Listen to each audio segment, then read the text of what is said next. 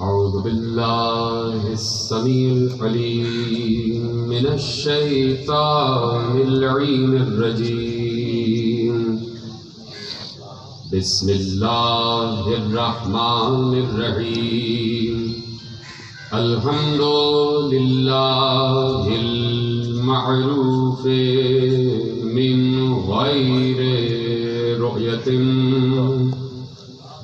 والخالق من غير ربية الذي لم يزل قائما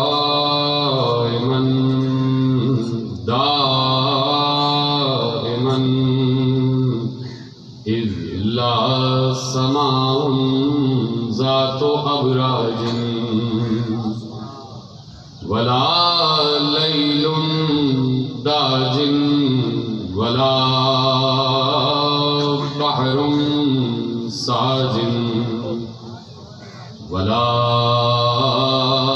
أرض ذات مهاد ولا خلق ذو اعتماد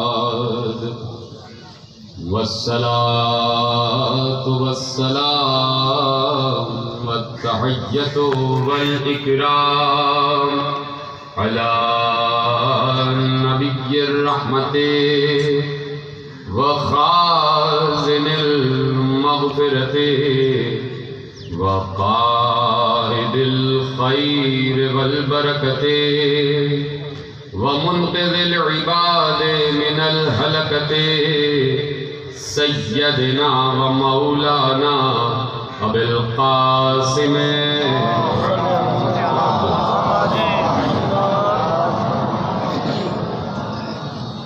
وأهل بيته الطيبين الطاهرين المعصومين المظلومين المنتخبين المنتجبين ما شاء الله الذين أذهب الله عنهم الرجس وطهرهم تطهيرا.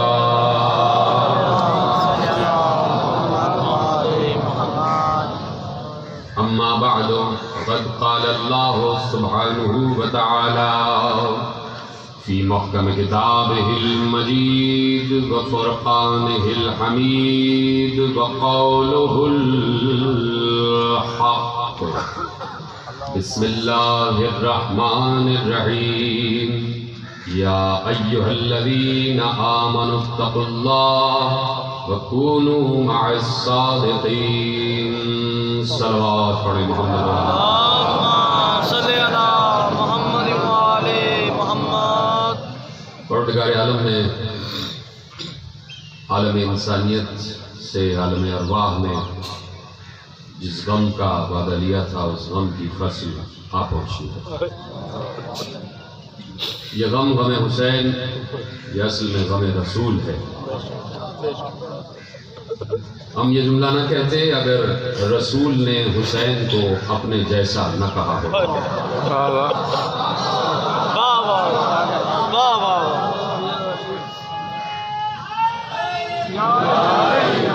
حسین مجھ سے ہے اور میں حسین سے ہوں. تو اس کا مطلب ہے کہ حسین پر رونا اصل میں رسول پر گریا ہے. اور یہ حسین پر رونا یہ ہماری فرمائش نہیں ہے, یہ ہمارا تقاضا نہیں ہے, یہ ہم نے طلب نہیں کیا ہے, یہ رسول کی بیٹی نے طلب کیا کہ بابا جب آپ بھی نہیں ہوں گے, جب ابو الحسن بھی نہیں ہوں گے, جب حسن بھی نہیں ہوں گے, جب میں بھی نہیں ہوں گے, میرے بیٹے کو روئے گا. یہ بنت رسول کی تمنا ہے, یہ رسول کی اکلوتی بیٹی کی حسرت ہے کہ حسین پر رویا جائے. اس وقت جہاں بھی گریہ ہو رہا ہے وہ رسول کی بیٹی کی تمنا پوری ہو رہی ہے. اور اللہ نے اس سے پہلے کہ رسول کچھ کہتے اللہ نے فوراً جبرائیل کو بھیجا اور کہا کہ جاؤ رسول سے کہہ دو کہ اپنی بیٹی سے کہہ دیں کہ اللہ ایک قوم کو خلق کرے گا جو قوم حسین پر گریہ کرے گا, جو قوم حسین پر روئی، اس قوم سے مراد صرف ہم نہیں ہیں، جو بھی حسین پر روئے وہ اس قوم میں شامل ہے۔ یہ قوم کسی مسلک کو نہیں دیکھتی، یہ قوم گریہ کن کسی مشرق کو نہیں دیکھتی، کسی فقہ کو، کسی فرقے کو، کسی دین کو نہیں دیکھتی۔ جہاں حسین پر رویا جا رہا ہے وہ اسی قوم میں شامل ہے جس قوم کو اللہ نے حسین پر گریہ کے لیے خلق کیا ہے۔ تو اس وقت ہم بیٹھے ہوئے ہیں زہرا کی تمنا پورے کرنے کے لیے، جہاں جہاں بھی عزادار ہیں۔ تو یہ صرف یہ نہیں کہ اس وقت یہاں فیصل آباد میں اس گزرتے ہوئے لمحے میں فرش عزا بچھا ہوا ہے، اس وقت پوری دنیا میں کہیں دن ہے، کہیں رات ہے، کہیں صبح ہے، کہیں نصف شب ہے، کہیں نصف دن ہے، کہیں لیلۃ النہار ہے، کہیں دن سے رات مل رہا ہے، کہیں رات سے دن مل رہی ہے، لیکن کوئی لمحہ ایسا نہیں ہے کہ جس لمحے میں حسین حسین نہ ہو رہا ہو۔ پوری دنیا حسین کے ماتم میں اس وقت، پوری دنیا حسین کے ماتم میں اس وقت مشغول و مصروف ہے، اور اس بنت رسول کی تمنا، اس بنت رسول کی خواہش پر عمل ہو رہا ہے، جس بنت رسول کے لیے میرے عزیزوں گفتگو شروع ہے، اور ابھی میں تھوڑی دیر بعد موضوع کا اعلان کروں گا، لیکن چاہتا ہوں کہ آج کی گفتگو میں نام کر دوں بنت رسول کے۔ بہت کم لوگوں نے میرا ساتھ دیا۔ آپ سمجھ جائیں گے کہ پہلی محرم کی گفتگو رسول کی بیٹی سے منسوب کیوں کی جا رہی ہے، اس لیے کہ ضروری ہے کہ یہ بات کی جائے، اور یہاں پر میرے سامنے مخلوط مجمع بیٹھا ہوا ہے، اور جتنے بھی عالم اسلام کے فرقے ہیں اس وقت میرے سامنے بیٹھے ہوئے ہیں، تاکہ بچوں تک اور اگلی نسلوں تک وہ پیغام پہنچا دیا جائے جو پیغام اکابرین اسلام نے لکھا ہے، جو پیغام سیاہ ستہ نے لکھا ہوا ہے، جو پیغام رسول کی حدیث کا امام بخاری نے لکھا ہے، امام مسلم نے لکھا ہے، سنن ابن ماجہ میں لکھا ہوا ہے، مشکات شریف میں لکھا ہوا ہے، ترمذی میں لکھا ہوا ہے، امام احمد ابن حنبل نے لکھا ہے، امام شافعی نے لکھا ہے، امام حنفی نے لکھا ہے، جتنے ائمہ گزرے سب نے زہرا کے احترام کا سبق دیا ہے۔ پیغمبر تشریف فرما ہے، مسجد نبوی کا صحن ہے، مسجد نبوی کی محراب ہے، اور سامنے اصحاب کرام تشریف فرما ہیں، اور بڑے اجلہ اصحاب کرام بیٹھے ہوئے ہیں، اور قرآن کی تفسیر پر بات ہو رہی ہے، قرآن کی تعویل پر بات ہو رہی ہے، احادیث پر بات ہو رہی ہے، قصص انبیاء پر بات ہو رہی ہے، ارکان اسلام پر بات ہو رہی ہے، اتنے اہم ترین امور پر بات ہو رہی ہے کہ ایک بار پیغمبر ایسے ہیں اور اصحاب کا رخ پیغمبر کی طرف ہے، پیغمبر اصحاب کو دیکھ رہے ہیں، اصحاب پیغمبر کو دیکھ رہے ہیں۔ اب اصحاب کو نہیں پتا کہ پیچھے کیا ہو رہا ہے، پشت پر کیا ہو رہا ہے۔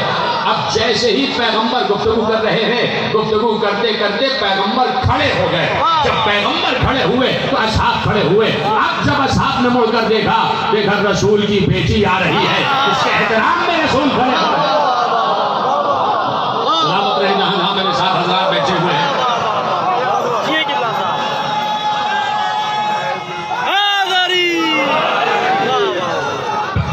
پیغمبر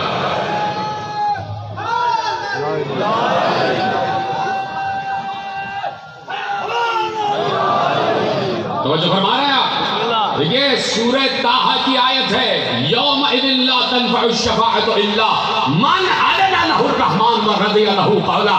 سورہ طٰہٰ ہے، حدیث نہیں ہے، سورہ طٰہٰ ہے۔ حدیث نہیں ہے کہ جس میں بحث ہو جائے کہ ہے یا نہیں ہے، کس نے کہا ہے کس نے نہیں کہا ہے، قرآن کی آیت ہے۔ سورہ طٰہٰ میں اللہ ارشاد فرما رہا ہے، یومئذ لا تنفع الشفاعۃ الا من اذن له الرحمن ورضی له قولا۔ اس دن یعنی قیامت کے دن کسی کی شفاعت کام نہیں آئے گی سوائے اس کے جسے رحمان کہے۔ لا تنفع الشفاعۃ الا من اذن له الرحمن ورضی له قولا۔ اس دن یعنی قیامت کے دن کسی کی شفاعت کام نہیں آئے گی سوائے اس کے جس کے قول سے اللہ راضی ہو۔ اس لفظ راضی کو یاد رکھنا، جس کے قول سے اللہ راضی ہو، جسے اللہ اذن دے اور جس کے قول سے اللہ راضی ہو۔ سورہ طٰہٰ میں اللہ نے ارشاد فرما دیا، اور اب رسول کھڑے ہو گئے۔ اصحاب نے دیکھا رسول کی بیٹی سر سے لے کر پاؤں تک برقعے میں ملبوس، چادر تطہیر میں ملبوس، ہاتھ میں دستانے، پاؤں میں موزے، اور ایسے میں رسول کی بیٹی رسول کے پاس آئی۔ رسول کھڑے ہو گئے، اور جب رسول کھڑے ہوئے اس وقت تک نہیں بیٹھے جب تک بیٹی نہ بیٹھ جائے۔ اس وقت تک تشریف فرما نہ ہوئے جب تک رسول کی بیٹی نہ بیٹھ جائے، اور اس وقت تک اپنی بیٹی کو نہ بچھایا جب تک اپنی عبا اتار کر زمین پر نہ بچھا دی۔ یہ آخری آدمی تک بنت رسول کا ذکر ہے، کوئی کسی کا ہاتھ نیچے نہیں رہنا چاہیے، اس لیے کہ حق زہرا پر بات ہو رہی ہے۔ پورے سال ہم نے بڑے بڑے جملے سنے ہیں بڑے بڑے بدبختوں سے،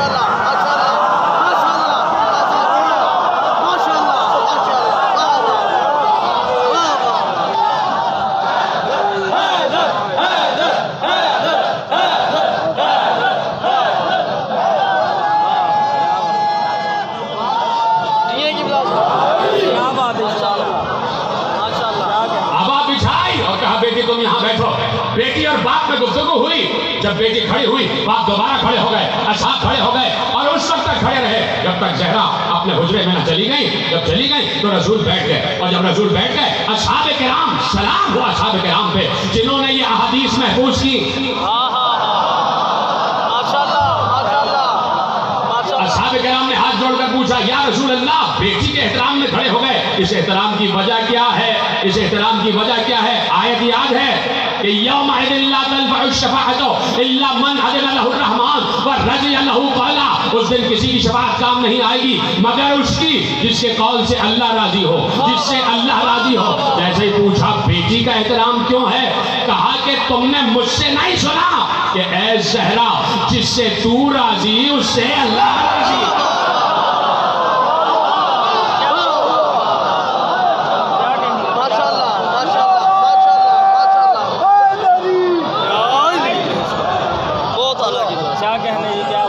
اب جو زہرا کو خطا پر کہے کیا اس سے زہرا راضی ہوگی؟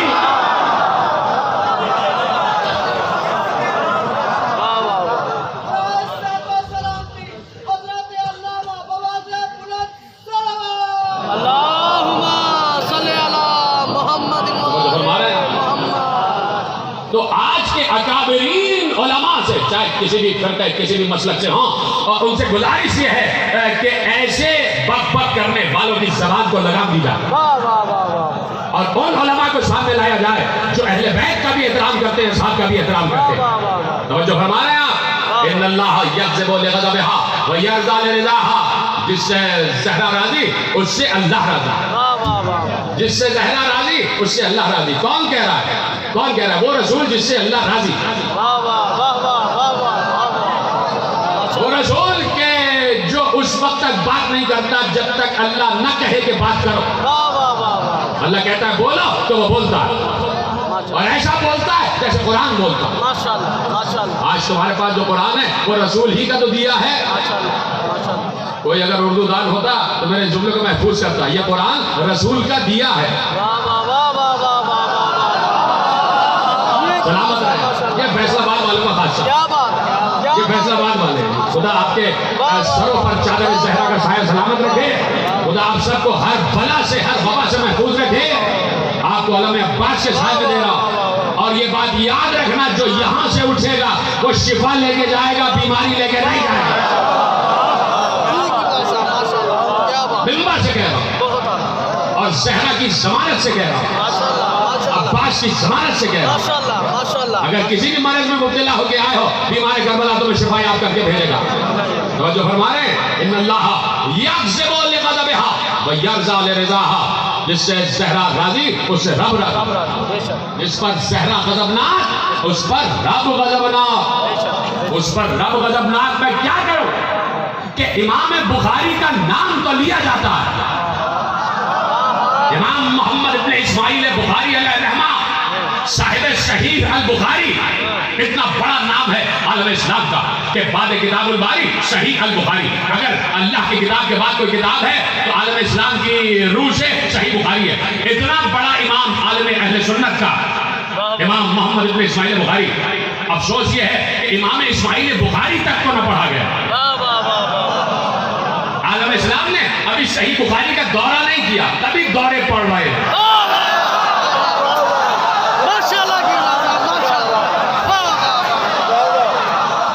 دورہ صحیح بخاری کرو، امام محمد ابن اسماعیل بخاری علیہ الرحمہ کو پڑھو کہ جہاں انہوں نے پیغمبر کی احادیث محفوظ کی ہیں، پیغمبر کی احادیث محفوظ کی ہیں، اور انہوں نے حدیث محفوظ کی کہ پیغمبر نے کہا فاطمہ تو بضعۃ منی،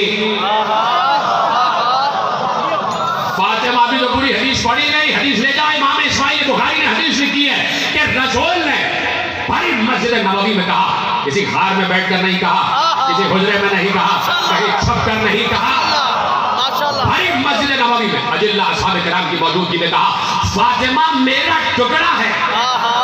پہلے تو اس کو محفوظ کرے نا عالم اسلام، یہ محمد اپنی بیٹی کے لیے نہیں کہہ رہا، یہ رسالت عصمت کے لیے کہہ رہی ہے۔ سلامت رہے جیسے آپ سن رہے، یہی حق زہرا سننے کا حق ہے جیسے آپ سن رہے، یہ رسالت عصمت کے لیے کہہ رہی ہے کہ فاطمہ میرا ٹکڑا ہے، فاطمہ میرا ٹکڑا ہے۔ کس کا؟ رسول کا ٹکڑا ہے، رسالت کا ٹکڑا ہے، نبوت کا ٹکڑا ہے۔ کون کہہ رہا ہے؟ آخری نبی، اس کے بعد کوئی نبی نہیں۔ دیکھیے ختم نبوت پر جتنا علی والوں کا ایمان ہے کسی کا نہیں ہے، اس لیے کہ کسی کے پاس ختم نبوت کی دلیل نہیں ہے۔ ہمارے پاس ختم نبوت کی سب سے بڑی دلیل ہے من قلت مولاہ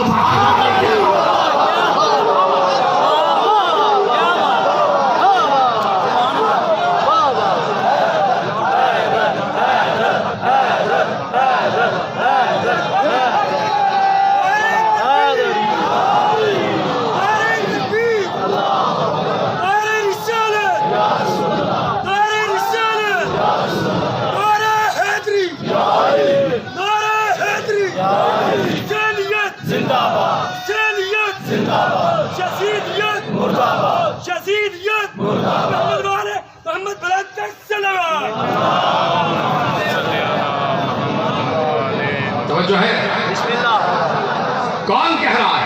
خاتم النبیین کہہ رہا ہے، افضل المرسلین کہہ رہا ہے، اولو العزم نبی کہہ رہا ہے، صاحب شریعت نبی کہہ رہا ہے، فخر آدم و نوح و ابراہیم و موسیٰ و عیسیٰ کہہ رہا ہے، علی کا بھی مولا کہہ رہا ہے، زہرا کا بابا کہہ رہا ہے، حسنین کا نانا کہہ رہا ہے، اصحاب کا صاحب کہہ رہا ہے۔ کیا کہہ رہا ہے؟ کہ فاطمہ میرا ٹکڑا ہے۔ اگر رسول کہہ رہا ہے تو رسالت کا ٹکڑا، اگر نبی کہہ رہا ہے تو نبوت کا ٹکڑا، اور جو ہے کہ نہیں صاحب شریعت کہہ رہا ہے تو شریعت کا ٹکڑا، اور جس پر قرآن اتر رہا ہے وہ کہہ رہا ہے تو وہی کا ٹکڑا۔ فاطمہ میرا جز ہے، فاطمہ میرا ٹکڑا ہے۔ حدیث یہاں مکمل نہیں ہوئی، کیا پڑھو؟ امام محمد بن اسماعیل بخاری علیہ الرحمہ نے لکھا کہ رسول نے کہا اور اپنے تمام دوستوں کو اور یاروں کو مخاطب کر کے کہا کہ فاطمہ میرا ٹکڑا ہے، فاطمہ میرا ٹکڑا ہے۔ جس نے اسے غضبناک کیا اس نے مجھے غضبناک کیا، جس نے مجھے غضبناک کیا اس نے اللہ کو غضبناک کیا۔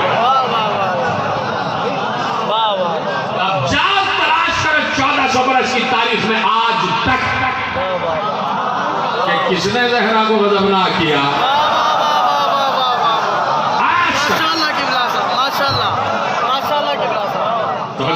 کس کی بات ہو رہی ہے؟ رسول کی بیٹی کی بات، رسول کی بیٹی کی بات۔ تو افضل ہے رسول کی بیٹی امت سے، تو جو افضل ہے اس کی تفضیل پڑھی جائے گی، اس کی فضیلت پڑھی جائے گی، اور سب کو اس پر یقین کرنا ہے، سب کو اس پر یقین کرنا ہے۔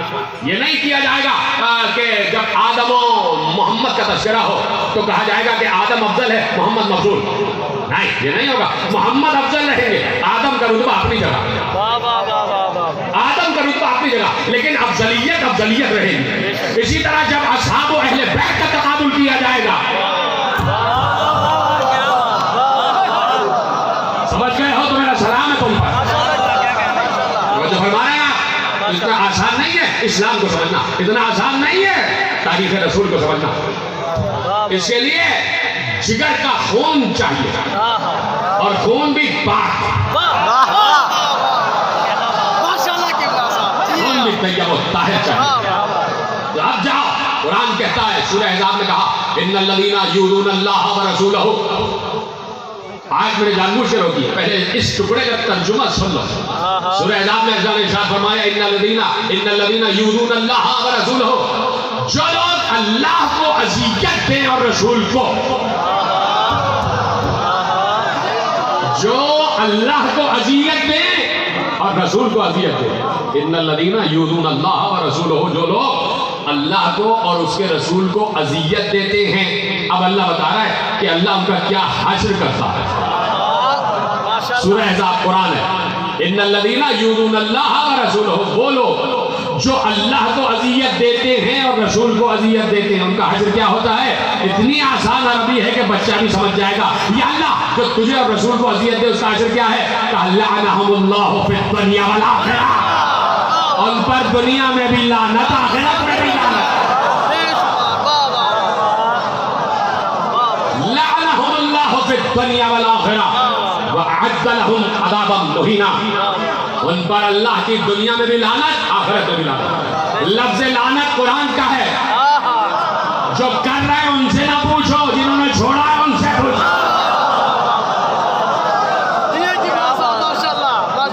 لفظ لعنت قرآن کا لفظ ہے. لعنہم اللہ فی الدنیا والآخرہ وأعد لهم عذابا مہینا، ان پر اللہ کی بھی لعنت، آخرت میں بھی اور دنیا میں بھی.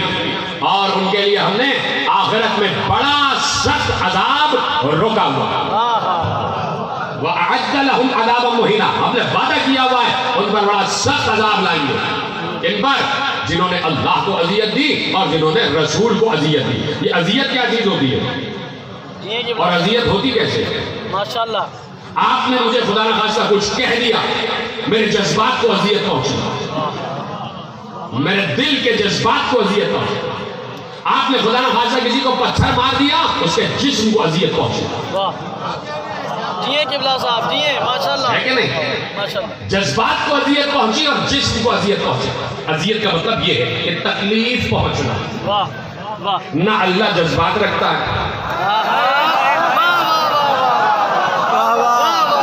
نہ اللہ جسم رکھتا ہے ہماری طرح. وہ ہماری طرح جسم نہیں رکھتا، وہ ہماری طرح جذبات نہیں رکھتا. پھر اذیت کا کیا سوال ہے؟ نہ تیرے جذبات ہیں نہ تیرا جسم ہے، پھر تجھے اذیت کیسے ہوتی ہے پروردگار؟ تب دیکھے نا، کم از کم علم الوہیت پر بات کی جائے، علم توحید پر بات کی جائے. میری طرف دیکھتے رہے، میری طرف دیکھتے رہے. علم توحید پر، عرفان توحید پر، علم الوہیت پر بات کی جائے کہ اللہ جذبات نہیں رکھتا، اللہ جسم نہیں رکھتا. اذیت یا تو جذبات کو ہوتی ہے یا جسم کو ہوتی ہے.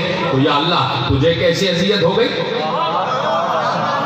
تجھے کیسی اذیت؟ نہ تو جذبات رکھے نہ تو جسم رکھے. تو اب یہ بات ہمیں تو معلوم ہو گئی کہ اللہ کو معلوم نہیں ہے کہ نہ میرے جذبات ہے نہ میرا جسم ہے.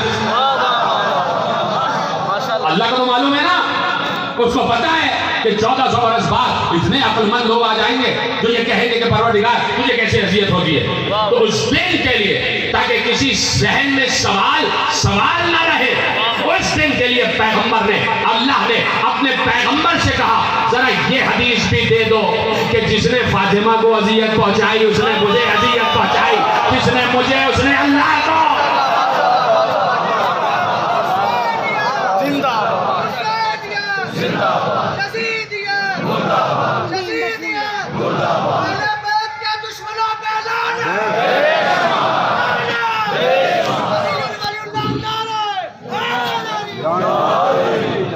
جو ہے تو کیسے اور کہاں سے یہ علوم لیے جائیں، کہاں سے اور کس سے یہ علوم لیے جائیں کہ جہاں توحید کی اصل معرفت ہو جائے. توجہ ہے یا ادھر ادھر چلے گئے؟ کہاں سے وہ علوم لیے جائیں کہ جو علم توحید کہلائے، جو علم معرفت توحید کہلائے، جس علم کے ذریعے معلوم ہو جائے کہ اللہ کون ہے، کیسا ہے. کہاں سے لیے جائیں اور کس سے لیے جائیں؟ اس دن کے لیے اللہ نے قرآن میں آیت رکھی، یا ایھا الذین آمنوا اتقوا اللہ وکونوا مع الصادقین. اتنی آسان آیت تھی کہ ترجمہ آپ انتظار ہی نہیں کرنا چاہیے. یہی تو میں نے سرنامے میں آیت پڑھی ہے اور اب میں موضوع کا اعلان کرنے جا رہا ہوں. اسی دن کے لیے اللہ نے کہا جب علوم چاہیے، ہر سوال کا جواب چاہیے، جب بھی تمہارے ذہن میں سوال اٹھے، اس دن کے لیے ہم نے کہا یا ایھا الذین آمنوا اتقوا اللہ وکونوا مع الصادقین. اے وہ لوگوں جو ایمان لائے، اللہ کا تقوی اختیار کرو اور صادقین کے ساتھ ہو جاؤ. صادقین کے ساتھ ہو جاؤ. اور اس صادقین کے ساتھ ہونے کے لیے ساتھ ہو جاؤ.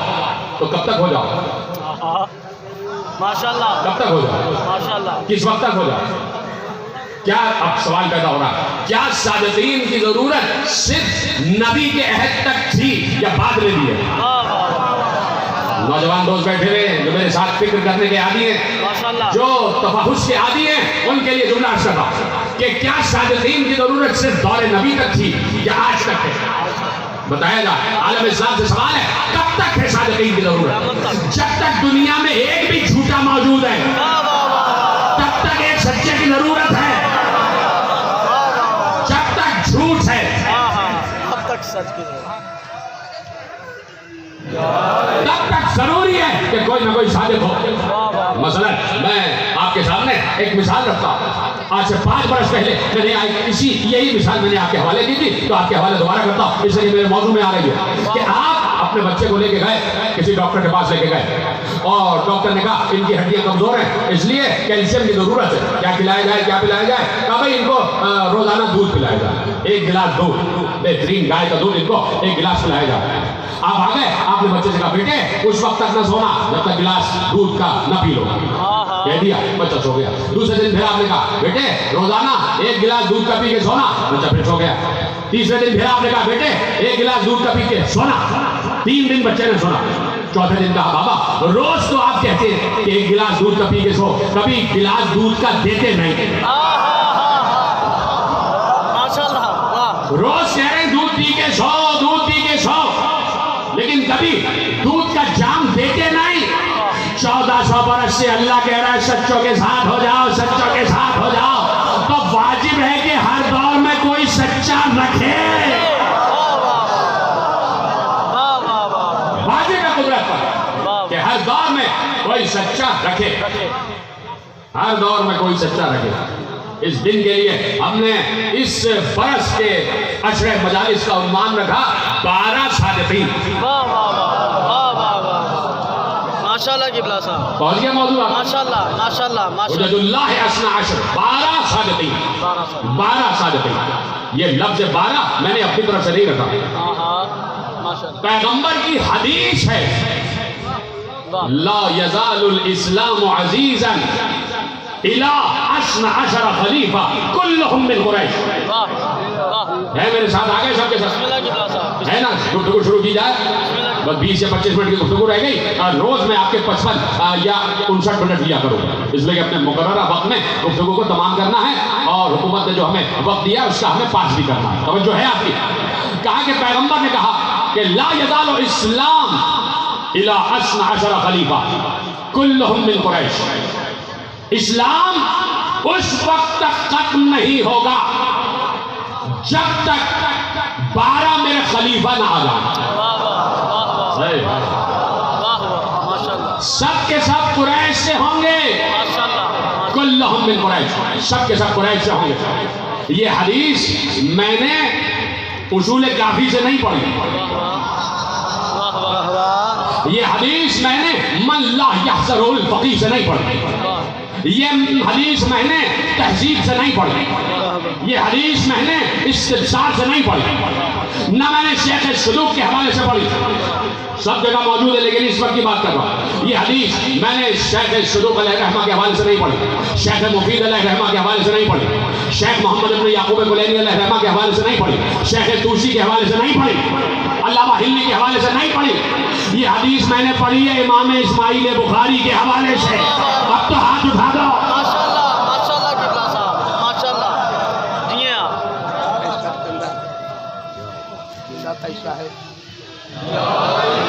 صحیح بخاری، امام محمد ابن اسماعیل بخاری نے حدیث محفوظ کی، صرف صحیح بخاری نہیں، مسلم، ابو داؤد، سنن ابن ماجہ، نسائی، اس کا حوالہ دو، صحاح ستہ میں یہ حدیث ایسے ہی لکھی ہے کہ میرے بعد 12 خلیفہ ہوں گے اور سب کے سب قریش سے ہوں گے۔ کون کہہ رہا ہے؟ وہ کہہ رہا ہے جو بغیر وحی نہیں بولتا، میرے بعد 12 خلیفہ ہوں گے، سب کے سب قریش سے ہوں گے، سب کے سب قریش سے ہوں گے، رسول کہہ رہے ہیں اور اجلہ اصحاب کرام کی موجودگی میں کہہ رہے ہیں۔ اللہ نے کہہ دیا اذ اخذ اللہ میثاق بنی اسرائیل، ہم نے بنی اسرائیل سے میثاق لیا تھا۔ کیا میثاق لیا تھا؟ ہم نے ان سے میثاق لیا جو ہمیں میثاق لینا تھا، سورہ مائدہ، اور ہم نے انہی میں سے 12 رہبر مقرر کیے، منہم 12 نقیبا. سلامت رہیں، کتنی توجہ سے سن رہے ہیں، ماشاءاللہ. یہ آپ کی توجہ ہے. خدا خوش رکھے آپ کو، خدا آپ کے دامن علم کو اور وسعت دے. قرآن کہہ رہا ہے سورہ مائدہ میں ہم نے بنی اسرائیل میں 12 نقیب یعنی 12 ہادی مقرر کر دیا. انہی میں سے 12 کا لقب قرآن میں، 12 کا لفظ قرآن میں، 12 کا لفظ قرآن میں. آگئی آیت کا کچھ چلی سورہ مائدہ کہ ہم نے 12 نقیب بنی اسرائیل میں مقرر کر دیا. کس نے مقرر کیا؟ ساتھ ساتھ چلتے جائیں نا. اللہ نے 12 کا لفظ عدد اللہ کو پسند.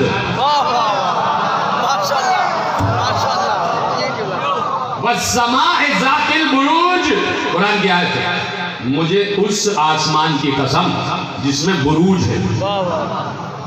بروج جمع ہے برج کی. یہ گھر سے کل پڑھ کے آنا کہ برج ہیں کتنے.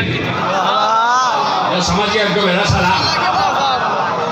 اللہ کہہ رہا ہے مجھے اس آسمان کی قسم نہیں جس میں 11 برج ہیں، یا جس میں 10 برج ہیں، یا جس میں 13 برج ہیں. مجھے اس آسمان کی قسم جس میں 12 برج ہیں. کسی پر بات ہوگی، نوجوان خوش ہو رہے ہیں اور میں ان کو دیکھ کر خوش ہو رہا ہوں. توجہ ہے. تو اللہ نے لفظ رکھ دیا سورہ مائدہ میں 12 کا لفظ، اسنا عشر. ہم نے بنی اسرائیل میں اسنا عشر نقیب مقرر کر دیا. اور وہی جو انبیاء کی آخری کڑی ہے، اس نے کہا لا یزال الاسلام، جب تک اس وقت تک اسلام کو سوال نہیں آئے گا جب تک اس میں 12 خلیفہ نہ آ جائیں. اور سب کے سب قریش سے ہوں گے. 12 خلیفہ، یہ لفظ یاد کر لیا. اس لیے بار بار امفسائز کر رہا ہوں تاکہ اب جو میں آگے گفتگو کرنے جا رہا ہوں تو بار بار مجھے یہ کہنے کی ضرورت نہ پڑے. اور میں نے حوالے دے دیے صحیح ستہ میں. یہ حدیث چونکہ دو موجود ہے جیسے میں نے آپ کے حوالے کیا. توجہ ہے. اسی رسول نے حدیث ارشاد فرمائی ستفترق امتی، میری امت فرقوں میں بڑھ جائے گی. ماشاءاللہ. ستفترق امتی علی 73 فرقۃ کلھا فی النار الا واحدہ. ماشاءاللہ. جو سمجھ گئے بھائی وہ کم سے کم ہاتھ اٹھا دیا کریں جو عربی سے سمجھ جائیں. ستفترق امتی علی 73 فرقۃ کلھا فی النار الا واحدہ. میری امت 73 فرقوں میں بڑھ جائے گی. سب کے سب جہنم میں جائیں گے سوائے ایک کے. سب کے سب جہنم میں جائیں گے سوائے ایک کے. کلھا فی النار الا واحدہ. پیغمبر کہہ رہے ہیں سب کے سب جہنم میں جائیں گے سوائے ایک کے، یعنی 72 جہنم میں ایک جنت میں. 73 فرقے پیغمبر کہہ رہے ہیں اور 72 جہنم میں ایک جنت میں. کون کہہ رہا؟ رسول. حدیث متفق علیہ. باتیں آ گئی. 12 خلیفہ ہوں گے میرے بعد. میری امت 73 فرقوں میں بڑھ جائے گی. پہلے تو یہ کنفیوژن دور کر لیا جائے کہ امت کا فرقوں میں بٹنا مرضی رسول نہیں ہے. امت کا فرقوں میں تقسیم ہونا مرضی رسول نہیں ہے، یہ علم رسول ہے. بھائی رسول دیکھ رہے ہیں ایسا ہوگا لیکن رسول چاہتے نہیں ہے کہ ایسا ہو. کچھ چیز علم ہوتی ہے اور کچھ چیز چاہ ہوتی ہے. رسول نے چاہا نہیں. اس لیے کہ قرآن کہہ رہا ہے کہ فرقوں میں نہ بٹو. واعتصموا بحبل اللہ جمیعا ولا تفرقوا. اللہ کی رسی کو مضبوطی سے تھامو اور فرقوں میں تقسیم نہ ہو جاؤ. تو یہ قرآن کی آیت ہے. دیکھیے یہ میرے بالکل میرے ذہن میں جملہ نہیں تھا لیکن ابھی آپ کے لیے آیا. واعتصموا بحبل اللہ جمیعا ولا تفرقوا. اللہ کی رسی کو مضبوطی سے تھامو اور فرقوں میں نہ بٹنا. یہ اللہ کا مشورہ نہیں ہے، اللہ کا حکم ہے. کیسے سن رہے ہیں؟ خدا کو خوش ہے کہ یہ آپ ہی کا خاصہ خدا کی قسم. اور میں بار بار جملہ دہراتا ہوں کہ کراچی کے مرکزی اشرے چھوڑ کے آتا ہوں فیصلہ آباد میں. پوچھے گا تو کراچی والا آپ کو مل جائے. یہاں بھی میرے دوست بیٹھے ہوئے 5 یا 6 مرکزی اشرے چھوڑ کے آتا ہوں. مرکزی اشرے صرف آپ کی محبت، صرف یہ اہل پنجاب کی محبت ہے جو آپ کا اس وقت یعنی جو معیار سماعت ہو چکا ہے وہ اگر کراچی میں بن جائے تو شاید میں وہاں رک جاؤں. جو معیار سماعت ہے 14واں برس ہے میرا آپ کے ساتھ اور 14 کا سایہ ہے. اور جو فرما رہے ہیں یہ آپ کا خاصہ جیسے آپ سنتے ہیں. خدا کی قسم میں مسلسل اہل پنجاب کے لیے بلکہ تمام اہل ایمان کے لیے دعا کرتا ہوں. سب کے لیے جہاں جہاں مومن امت آباد ہے. خدا سلامت رکھے. جیسے آپ سن رہے ہیں میرے ساتھ ہے نا سب. آگے بڑھائی جائے بات. تو اب اللہ کا حکم ہے واعتصموا. صیغہ امر ہے یہ. بیٹھے ہوں گے یہاں حوزہ علمیہ میں پڑھنے والے, درس اور تدریس اور مدرسوں میں پڑھنے والے. یہ صیغہ امر کا واعتصموا. اللہ حکم دے رہا ہے کہ اللہ کی رسی کو مضبوطی سے تھامو. مشورہ نہیں ہے کہ چاہے تھامو چاہے نہ تھامو. حکم ہے اللہ کی رسی کو مضبوطی سے تھامو. اور یہ حکم ہے کہ فرقوں میں نہ بٹو. تو امت 73 فرقوں میں بٹی تو یہ حکم خدا کی خلاف ورزی ہے یا نہیں؟ ہم سے پوچھتے ہو ماتم قرآن میں, ناحت قرآن میں, زنجیر قرآن میں, تما قرآن میں. یہ 73 فرقے تو قرآن میں دکھاؤ. ہاں ان 73 میں کا ایک ملتا ہے. ان من شیعتہ ابراہیم.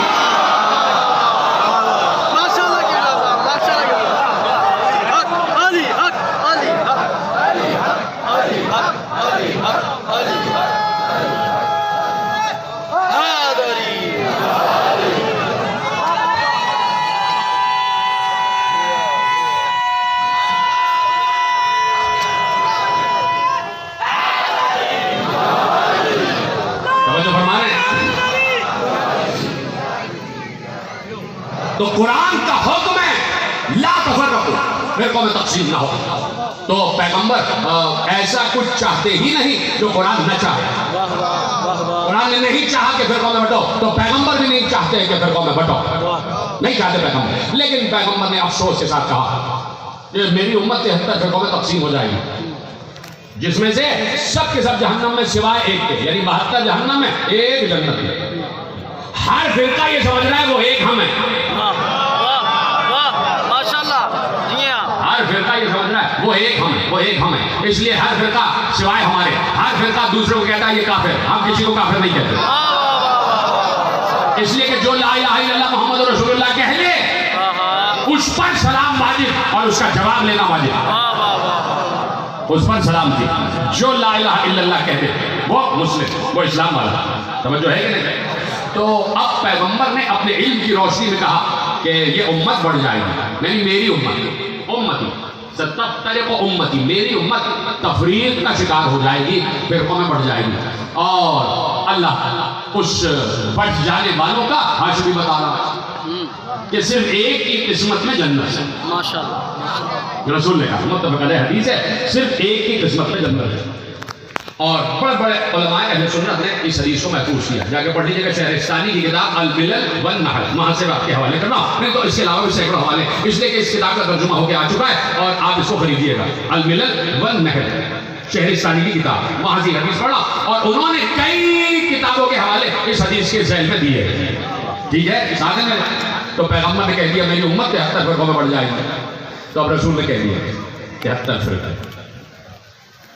73 فرقوں کا دورہ ہوا. کون سی فرقہ, کون سا فرقہ کیا کر رہا ہے.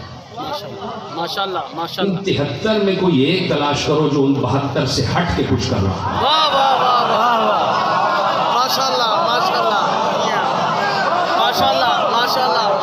میں لاجیکل بات کرنے کا آدمی, میں لاجیکل بات کرنے کا آدمی, منطقی بات, اختلافی بات بالکل نہیں کرتا. سارے فرقوں والے میرے بھائی ہیں, کبھی نہ کبھی تو آ جائیں گے نا جہاں سے ڈائیورٹ ہوئے تھے. جہاں سے ڈائیورٹ ہوئے تھے وہاں کبھی نہ کبھی تو واپس آئیں گے. تو کہاں سے ڈائیورٹ ہوئے تھے یہ ہمیں پتا ہے اور ہم وہیں واپس آنے کی کوشش کرتے ہیں. اور وہ دن بھی ہمیں پتا ہے, وہ ساعت بھی ہمیں پتا ہے, وہ جگہ بھی ہمیں پتا ہے, وہ موقع بھی ہمیں پتا ہے. جہاں سے 72 ہو گئے, ہم چاہتے ہیں 72 کے 72 واپس آ جائیں. اسی لیے 18 ذوالحج کو غدیر منا کے بتاتے ہیں ابھی بھی واپس آ جاؤ, ابھی بھی واپس آ جاؤ. ماشاءاللہ کی بلا صاحب, ماشاءاللہ ماشاءاللہ.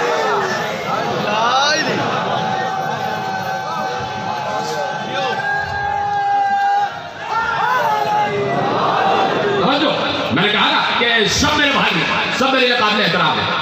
اور مقتدر برادران اہل سنت کا میں آپ سے بڑھ کر احترام کرتا ہوں.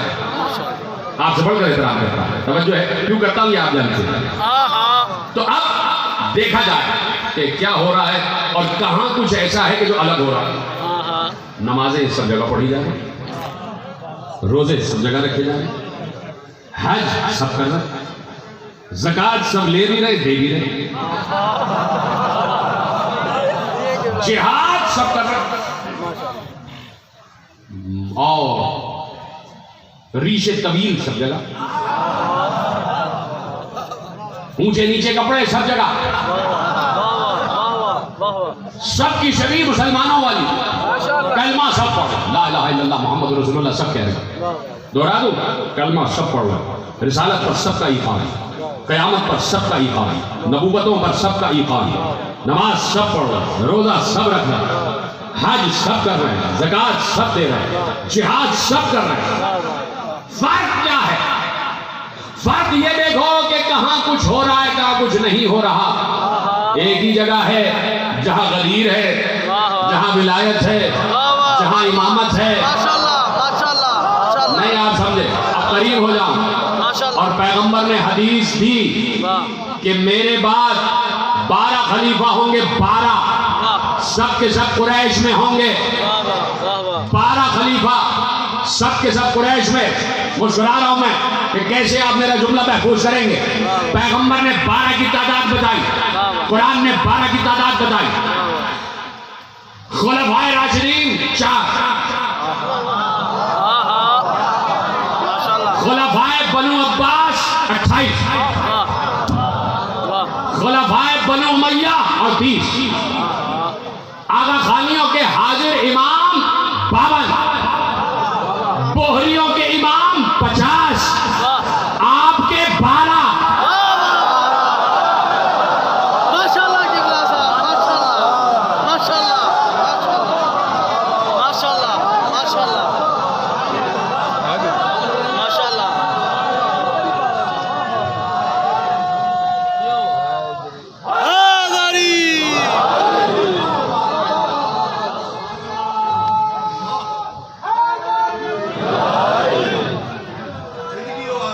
دیکھو نتیجہ دینے جا رہا ہوں, نتیجہ بس ہو رہی ہے بات, نتیجہ دینے جا رہا ہوں. کوئی گفتگو کا نچوڑ اور نتیجہ. میں نے یہ بات کی استدلال میں, اور اب اس استدلال کے لیے, اس استدلال کی دلیل کے لیے حدیث پیش کرنے جا رہا ہوں. اے میرے ساتھ, میں چاہتا ہوں سب کا ہاتھ اٹھے جب میں حدیث آپ کے حوالے کروں. اے میرے ساتھ, میں نے کہہ دیا خلفائے راشدین 4, خلفائے بنو امیہ کتنے 28, خلفائے بنو عباس اور 30, حاضر امام 52, بوہریوں کے امام 50, اب 50 میں ہوئے ہیں. اور یہاں 12 کی تعداد, 12 کی تعداد کیا پڑھو, کنز الامال ملا متقی ہندی, انہوں نے پیغمبر کی حدیث محفوظ کی, اور حدیث اتنی آسان عربی میں ہے کہ آخری آدمی تک دائیں بائیں آگے پیچھے سب سمجھ جاؤ گے کہ ملا متقی ہندی عالم اہل سنت, امام اہل سنت, کنز الامال میں لکھ رہے ہیں کہ پیغمبر نے اپنے اصحاب کو مخاطب کر کے کہا سیکون الائمۃ بعدی اثنا عشر, میرے بعد اماموں کی تعداد 12 ہوگی, اولہم علی و آخرہم مہدی.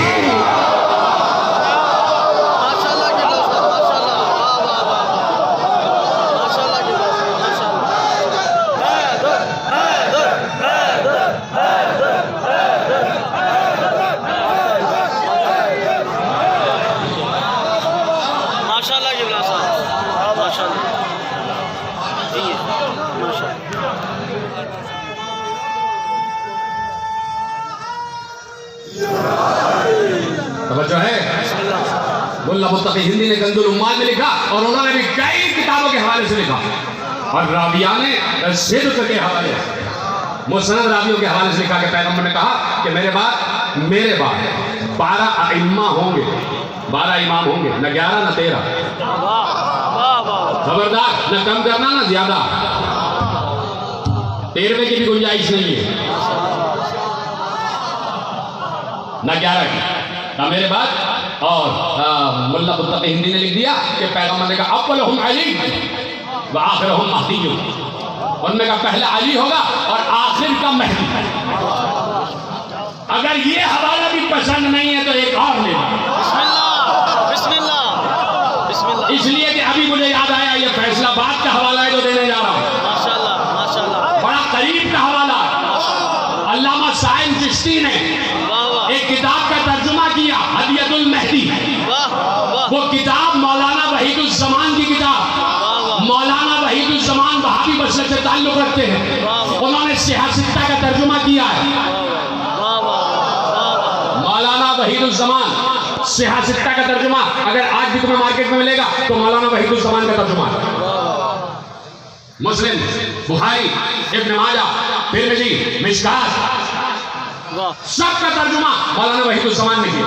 وہابی المسلک، علامہ سائن چشتی نے ان کی ایک کتاب کا ترجمہ کیا، اس کتاب کا نام ہے ہدیۃ المہدی۔ وہاں سے جملہ تمہارے حوالے کر رہا ہوں۔ انہوں نے کہا کہ مولانا وحید الزمان نے جب تذکرے کیے تو انہوں نے کہا یہ جو 12 ہیں نا، علی سے لے کے مہدی تک، یہی امام برحق ہے۔ ماشاءاللہ ماشاءاللہ ماشاءاللہ ماشاءاللہ ماشاءاللہ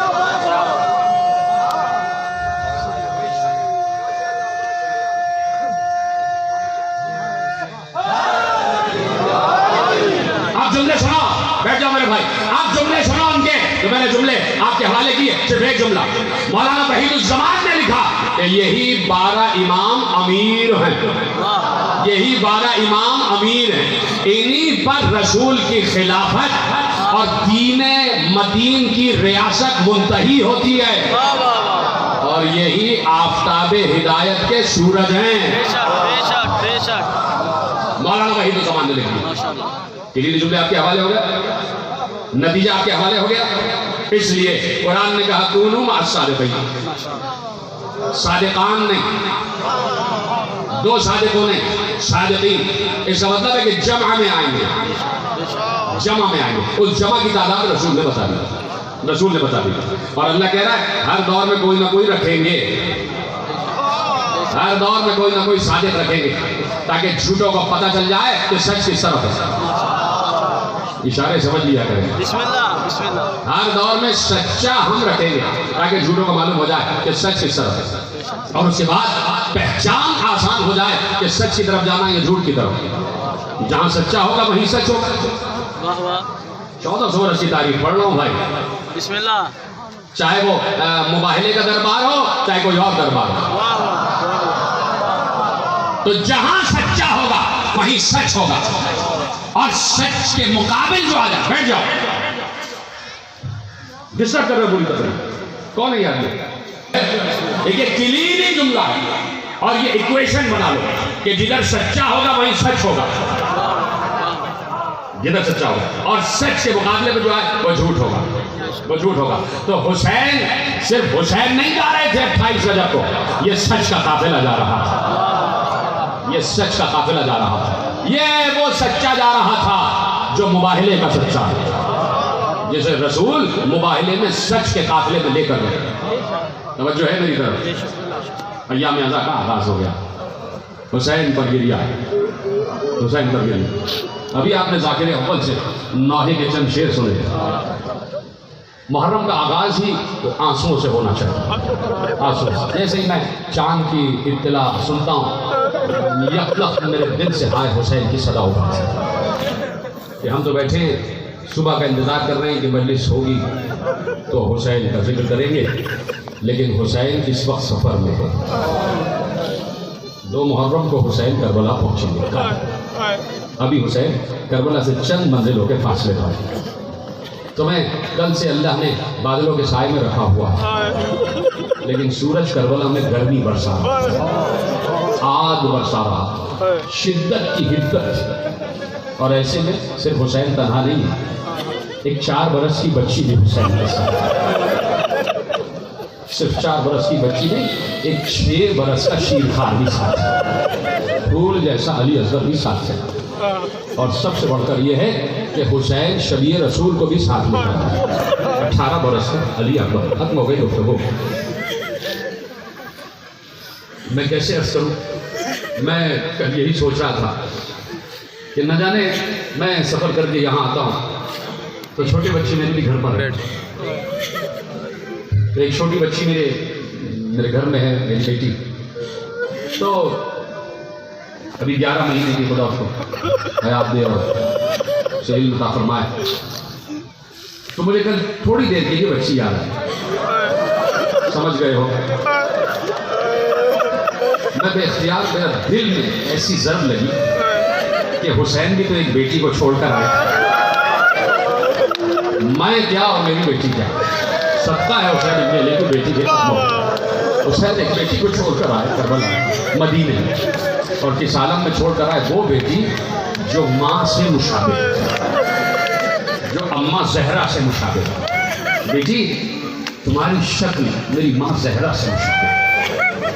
بیٹی اللہ نے چاہا ہے کہ مجھے اپنی راہ میں مقتول دیکھے, اور اہل حرم اللہ چاہتا ہے کہ اس کی راہ میں ان کی ردائیں بھی چھن جائیں. چاہتا سے مراد یہ نہیں ہے کہ اللہ نے چاہا ہے کہ ایسا ہو, اسے علم ہے کہ ایسا ہو. سمجھ گئے میری بات؟ کہ بیٹی تمہاری شکل میری ماں زہرا سے ملتی ہے. میں نہیں چاہتا کہ شبیہ زہرا کے سر سے چادر چلے. بس یہ جملہ رونے کے لیے کافی ہے. بابا اگر سواریوں میں اماریوں میں کہیں جگہ نہیں ہے تو جن اماریوں میں کنیزیں بیٹھی ہیں وہاں مجھے بٹھا. بابا کنیزوں کی اماری میں مجھے سوچو حسین پر کیا گزر رہی ہو. حسین نے بچی کو سینے سے لگا لیا. بیٹی اس نے مشیت یہ ہے کہ تمہیں چھوڑ کر جاؤ. بیٹی تم بیمار ہو, تمہیں تپے لرزہ چڑھی ہوئی ہے, تم اتنا سفر نہ کر پاؤ. بیٹی کو اپنے سینے سے لگا کر پیار کیا. سغرا رک جاؤ. سغرا زندگی نے موقع دیا تو واپس آئیں. بچی کو تسلی دے رہا ہے. بچی دیکھ رہی ہے کہ گھر سے سامان اٹھ رہا ہے. وہ میرے بھیا قاسم کا حجرہ خالی ہو رہا ہے. یہ کیا کرتے جاؤ, روتے چلے جاؤ, پہلی محرم. وہ شہزادگانے اون محمد کے حجرے خالی ہو رہے ہیں. وہ چچا عباس کا حجرہ خالی ہو رہا ہے. تڑپ کے رہ گئی سغرا جب اکبر کا حجرہ خالی ہو رہا ہے. وہ بھائی جس سے 9 برس سغرا نے محبت کی, 18 برس کے لیے اکبر اور 9 برس کی فاطمہ سغرا. دونوں بہن بھائی ایسے محبت کرتے ہیں جیسے حسین حسینہ. یہ جملہ رونے کے لیے کافی تھا. ایسے محبت کرتے ہیں جیسے زینب و حسین آپس میں محبت کرتے ہیں. سامان سفر بار ہو رہا ہے, جا رہا ہے. شب آئی تھی تو پوری فہرست جناب عباس نے مرتب کر دی. کون کون جائے گا عباس نے لکھ لیا. پچھلے سال روایت پڑھ چکا. سامان سفر بار ہو گیا, جا رہا ہے قافلہ. قناتے, مشیرے, غذا کا سامان, خیمہ, سارے اونٹوں پر بار ہو گیا. اب اماریاں آ کے لگی. حسین ملاحظہ کر رہے ہیں کہ یہ بیویوں کی اماریاں جا رہی ہیں. چاروں طرف قناتیں لگی ہوئی ہیں اور اماریاں رک رہی ہیں. ہماری بچھائی گئی. راوی کہتا میں نے دور سے دیکھا در دولت کا پردہ اٹھا. ایک بیوی سیاہ نقاب میں ملبوس برآمد ہوئی. ایک 13 برس کا جوان آگے بڑھا. اس نے بیوی کا ہاتھ تھاما, اماری کا پردہ ہٹایا. بیوی اماری میں بیٹھ گئی. اماری آگے گئی. دور سے اس نے پوچھا یہ کون سی اماری جا رہی ہے؟ کہا مادر قاسم ام فروا کی سواری, بیوہ حسن کی سواری چلی. ایک مرتبہ پھر اماری آگے رکی, بٹھائی گئی اماری. ایک 18 برس کا جوان آگے بڑھا. گھر کا پردہ الٹا. ایک بیوی سر سے لے کر پاؤں تک سیاہ کرتے میں ملبوس برآمد ہوئی. اس 18 برس کے جوان نے بیوی کا ہاتھ پکڑا, اماری میں بٹھایا. اماری آگے بڑھ گئی. دور سے میں نے دیکھا وہ کس کی اماری جا رہی ہے؟ کہا مادر علی اکبر ام لیلا کی سواری چلی. وہ کہتا ایک ایک بیوی سوار ہوتی گئی اور میں پوچھتا گیا یہ کون ہے, یہ کون ہے. آواز آتی گئی. جناب پھر سے بتاتی گئی یہ فلاں بیوی کی اماری, یہ فلاں بیوی کی اماری. ایک بار راوی کہتا ہے کہ ایک عجیب ارتعاش پیدا ہوا, ہلچل سی ہو گئی. کچھ کنیزیں دوڑتی ہوئی گھر کے دروازے سے دوڑتی ہوئی آئیں اور جہاں حسین بیٹھے تھے وہاں آئیں. حسین کے کان میں کچھ کہا. جیسے حسین نے سنا حسین کھڑے ہو گئے. عباس کو دیکھا, عباس بھی آگے بڑھے, علی اکبر بھی آگے بڑھے, اور محمد بھی آگے بڑھے, قاسم بھی آگے بڑھے. حسین نے گھر کا پردہ اٹھایا. ایک بلند قامت کی بیوی برآمد ہوئی. علی اکبر نے اس بیوی کا بازو تھاما. حسین آگے بڑھے اور محمد نے عماری کا پردہ اٹھایا، عباس دو زانو ہو کے بیٹھے، اس بی بی نے اپنے قدم عباس کے زانو پہ رکھے، حسین نے بی بی کا بازو تھاما، اور محمد نے پردہ ہٹایا، وہ بی بی عماری میں سوار ہوئی، میں نے